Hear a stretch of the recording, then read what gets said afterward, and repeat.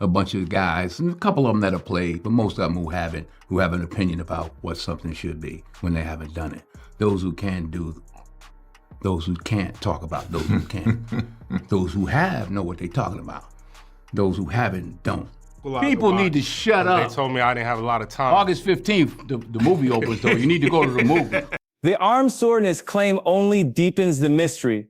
The timing is just too perfect. Right when the pressure to play Shedeur Sanders was reaching its peak, suddenly there's an injury that, according to the team, will magically disappear tomorrow. Whether that's genuine bad luck or a deliberate attempt to cool the hype, it's impossible to ignore how conveniently it stalls his momentum. And that's exactly what Dan Orlovsky was talking about. If Sanders really isn't ready, then show us, justify it with actual proof. Because everything on film shows a young quarterback who has done everything right and earned a real opportunity. At the center of all this is a bigger question about what the Browns are trying to accomplish. Is this a strategic move, office politics, or just a way to control the narrative? Maybe it's about protecting the other quarterbacks on the roster from being overshadowed by a rising star.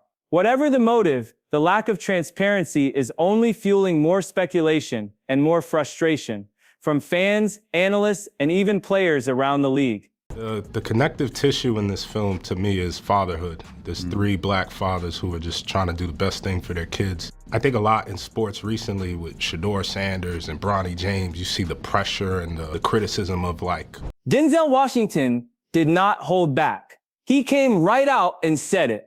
The noise around Shedeur Sanders has gotten completely out of control. He called it exactly what it is. People talking loud without truly knowing what they're talking about. With that sharp Denzel wit, he mocked the critics, pointing out how the same journalists who spend their days sitting behind TV studio desks, comfortable and out of touch, are the first ones to label Shedeur as overhyped or not ready. Denzel made it clear. Those so-called experts aren't the ones out there taking hits or making plays. They're not on the field, they're just on the sidelines, building opinions out of empty narratives. As far as he's concerned, their words mean nothing. Once Shedeur steps onto the field and proves himself in real time. And Denzel didn't stop there. He stepped it up with a challenge to every last one of Shedeur's doubters. If anyone thinks he's just talking for show, he invited them to come hit the gym with him. He said it with confidence, even humor, but he meant it. He made it clear he's ready to put in the work right alongside Shedeur, to back up everything he's saying. Not just with words, but with action. And he took it even further. Denzel said flat out that he's willing to throw big shots, figuratively and literally, at anyone who still insists Shedeur isn't the real deal. Because for him, defending Shedeur isn't just a matter of talking into a microphone. It's about strength, action, and shutting critics down where it really counts. Those are bars. Serious. You know, just, come get up here with me. Let's find out. Come get in the gym with me. Let's find out. I mean, I don't mean you. We saw but, you. I can throw my hands. I can do it. I can sure do it. In the Rolls Royce. I can do it for real. Denzel went on to say that he has absolutely no doubt Shedeur can play and play at the highest level. He acknowledged that everyone is entitled to an opinion, but he made it clear that most of the hate directed toward Shedeur is coming from people who have no idea what it really feels like to be out there on that field. They've never stood in the pocket with defenders crashing in, never felt the pressure of a whole team's hopes riding on a single decision, never been forced to make split-second reads with entire careers on the line. To Denzel, the criticism doesn't come from experience or insight, it comes from ignorance. And that's exactly why he refuses to take their words seriously. I mean, listen, Shakur can play, for real. And everybody's got an opinion. In fact, we live in a world of opinionaires. That's what I call them, opinionaires. They're all the shows, a bunch of guys, and a couple of them that have played, but most of them who have an opinion about what something should be. Denzel then cranked up the heat on Shedeur's haters, telling them flat out that if they can't contribute anything real, they'd be better off just buying a ticket and watching one of his movies instead. In his eyes, that would be a much better use of their time than sitting around trashing a young man who's actually putting in the work. Instead of wasting energy throwing shade from the sidelines, he said people should focus on doing something that actually adds value. Because tearing down a player who's grinding every day doesn't make you smart, it just exposes your bitterness. Then Denzel took a direct shot at Tony Grossi. He didn't mince words, comparing Grossi's criticism of Shedeur to handing a skinny kid a microphone and letting him attack someone's image when that person isn't even there to defend themselves. He made it clear that this kind of behavior doesn't build the game, doesn't build the locker room, and doesn't build young talent. It only tears things down. It's cheap, it's unfair, and it does nothing for the sport.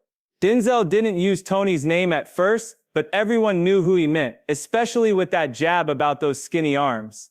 In Denzel's eyes, Tony Grossi had it coming, and this fiery response wasn't some emotional outburst, it was something that had been building for a long time.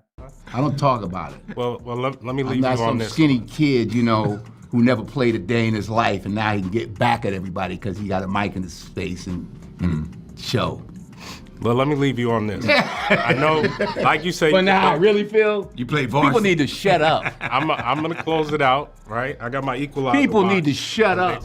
At some point, people just need to shut up. For far too long, Tony Grossi has ignored every positive thing Shedeur Sanders has brought to the field, cherry-picking only the negatives and blowing them out of proportion. The tipping point came when Grossi openly mocked Shedeur's arm soreness on air, brushing it off like it was some kind of joke, as if a quarterback's body doesn't go through real wear and tear. With that same smug tone, he claimed Shedeur somehow got sore after taking fewer reps than anyone else on the roster. Like his pain wasn't legitimate, like he didn't earn every snap he played. That moment told fans everything they needed to know. This wasn't honest reporting anymore. It was personal. Productive because he's got a sore arm. Okay, so you're using that as a negative against the kid? I don't understand. Jesus, God, would you give him a chance? Well, My God, here's the because his thing. arm's sore? Yeah. What, that's a negative? That the kid's got a sore arm? Yes. Because he's working too hard? The hell out of here. Working against who? It was a cheap shot, and Denzel knew it. Grossi's comments didn't just question Shedeur's durability. They disrespected his work ethic, his commitment, and his grit. This wasn't playful banter. This was a deliberate attempt to undermine a young player's reputation. And Denzel wasn't about to let that slide. This wasn't even Grossi's first time being called out. Shedeur himself had confronted him just one game earlier, and he did it with style. Fresh off an electric performance, Shedeur walked straight toward Grossi with that fire in his eyes. "So Tony, got anything good to say about me now?" he asked, staring him down. He didn't stop there. "You've been throwing shade at me for no reason, and I've never even done a thing to you. What's your deal, man?" The air was thick. This wasn't just a player confronting a critic. It was a raw, unfiltered moment that fans and media buzzed about for days. And what happened next? That's what really made it legendary. Shedeur's pointed question caught Grossi completely off guard. The veteran reporter looked rattled, unsteady, because the call-out had clearly hit a nerve. And honestly, Grossi brought it on himself. After years of taking unnecessary shots, Shedeur finally pushed back.